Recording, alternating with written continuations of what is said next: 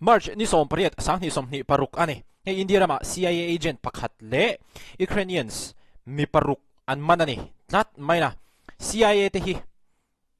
mun sang sanga kumtam takal ta te pokhan buaina chok chuak tu an ni thina tuna hianin India rama an man tlet me an man chana le an kalna mun vela la hi a sensitive ang reng khop maya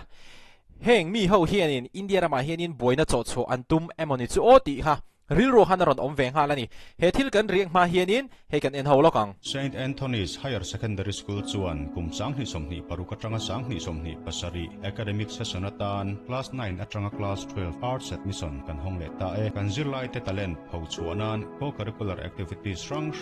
school sport field trip picnic excursion teachers day le adang te ro pui taka man pui thinan ni experienced teacher ten pathian thune na no pangan zirtirna le an kai hroina skula hian admission rontivero le St Anthony's Higher Secondary School he phone number an tarla na hianin lo bia ula tuna in bedu kher lo ni po in phone number te lo chin chhe ula lo bia nga admission in lo ti don ya ole tuna chonin kan react nang what actually happened eng thil chi ange theng facts confirm to tuna kan react ang masabera chonin soitong khanin Ukrainians mi paruk an mana America mi pakhat an man bokani heng an mi man te hi Lucknow airport ate Delhi airport ate Kolkata airport ate an manani he thili confirm ani to ti chuan heng an mi man te hi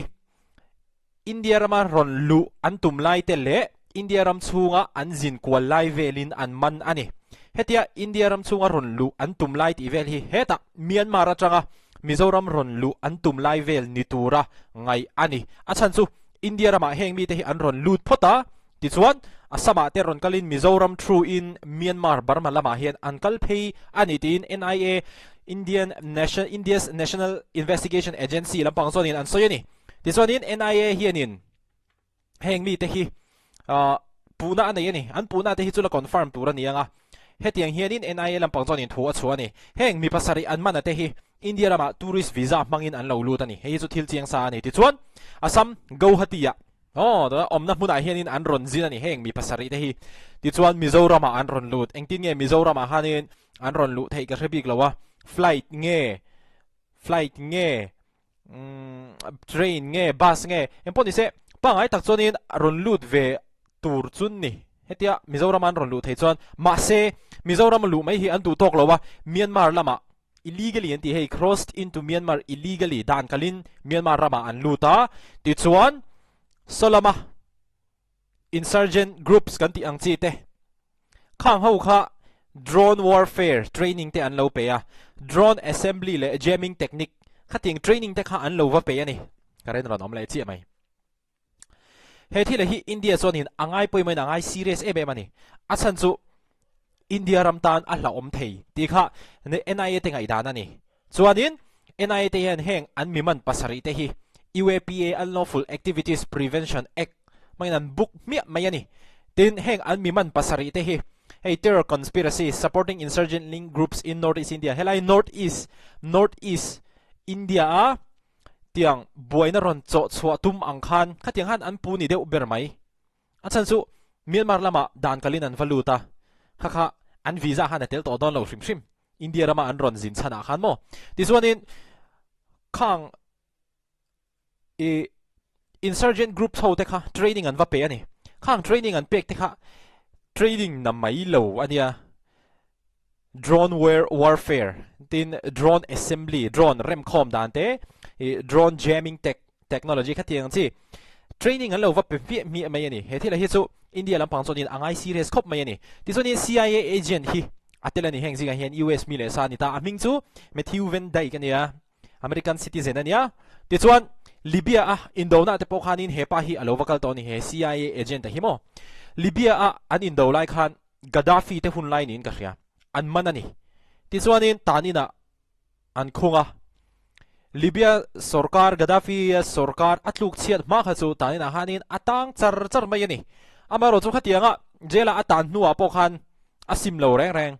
aron chuaka tuna hian hei hetiang hianin chet aron la zui le ta ani CIA te hi Libya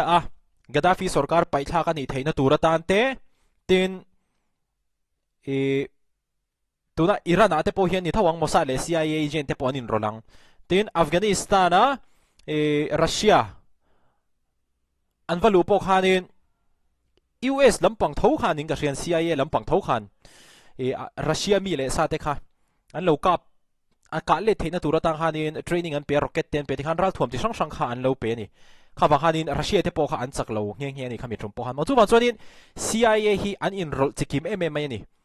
hetianga North East lampanga Myanmar-ah vakala hetia ron let lai tianga ron let lai nin karinga chan chuan zia dang han mo hetianga an lo mana wang khanin mitam tak ngai dana le news tam takina an soi dana chuan hei CIA agent le Ukraine mi paruk an man te hi hei hi India ram buaina chok chuak tura hetianga ron kal an ni tiang hoizong khanin an report ta cheu mai ni amaro chu hei hi chu fin fi ala ni lawa ma se CIA te history kan han en chuan hetiang thil hi ni om ve thei tak chuani ti kha khami kha kan ron soi lang hrim bange ti chuanin soitong han midam tak chuanin CIA set operative ma sei confirm ala ni lawa chuanin Ukrainians an man te ho hi chu war veterans mercenary type individuals he an ming po an ron ziak thua maya an ming hi chiar har hlom ang renga ti chuanin enge India ram hin an ron ti ber kan ti chuanin India ram hi ashan shanin an ron lu dani arolin thian za hawang pon an ron jin lo ashan shanin India ram hi an ron lu ta North East India anin mukho mani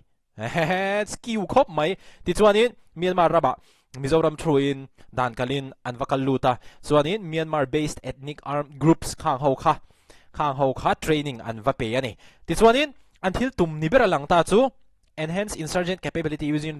drone man dan rem khom dan te min drone an mana lo ti boy dan te khati ang chi vel kha an vazir tir ber ni na lang ani ti chuanin ngatinge North East India kher nganti chuan hei GPT ka zon tira and relevant to be seen here in asam tuna asamai omega chu vansun itampo relevant dang aron ti ve thabani new si heng sor sang sang atang hianin ala mani khan miron zota ti soninga tinge North East India kher kan ti chuanin Myanmar ram neng khana in naya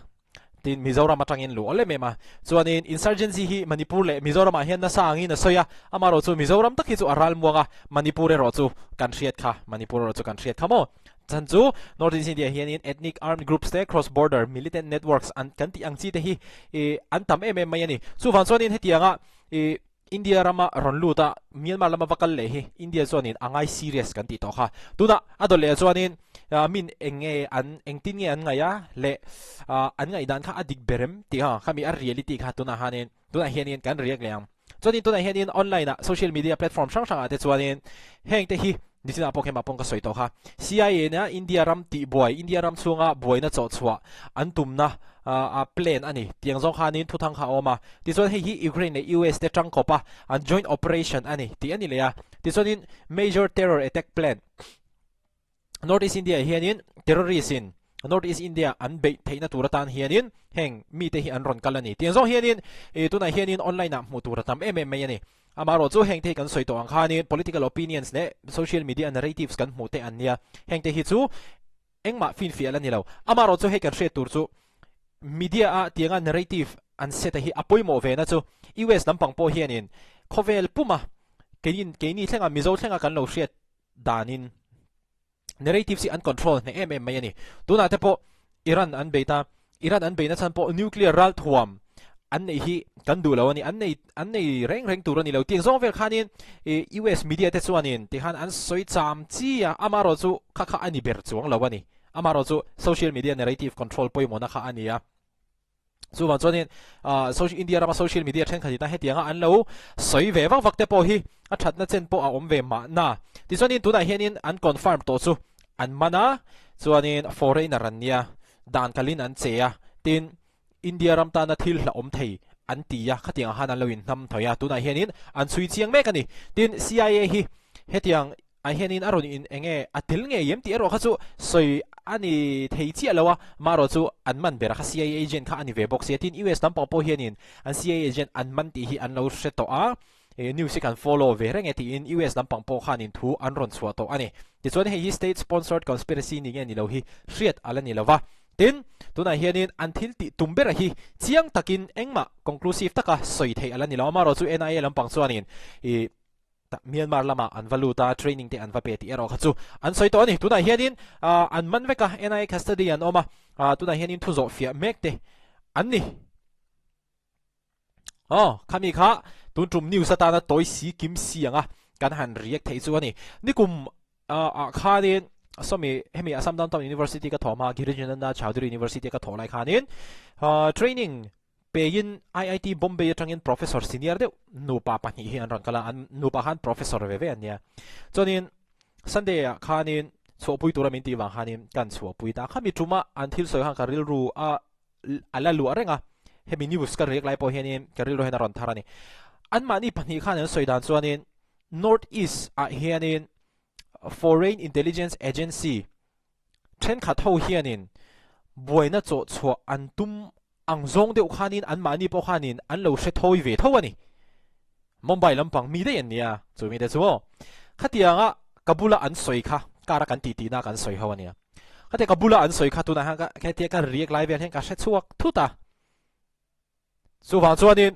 ngai bel kha hol ta e me mai ni ama Northeast po ompo ni hlei khu lam sau lampanga omina khatianga min ron hril le tianga an lo soi thei kha chuanin eng moni tak chu US sarkar te pohen an lo tum